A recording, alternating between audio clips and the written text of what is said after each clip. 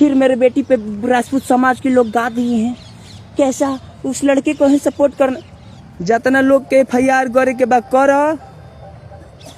बिना सोचले कुछ नहीं की कैले फाड़ दे जाए तरी हमरा के धके रोड जाम लगा दे जा। FIR रोड जाम, एक जना बाह कबार दिह हमार, एक जना नरेटिव उठा दिह, 2-4 जना मिल के गोड़ कबार दिह, ठीक। बाकी हम तो लोग ना कुछ कहम। जितना समझदार आदमी बड़न जे जातिवाद ना जानत होई उनका ले एगो बात कहम कि भैया तारे के लाइव मार दिहल जाओ, ओकरा बाद कहल ना जाओ। तो जान तोड़ा हमारे के केहू देखे तो का कहे, भागा है, भागा है, गोली मार दिया जाएगा इसको। अरे यार, तो रोग सब सोची समझी देखी, एगो फीलिंग हमारो बा।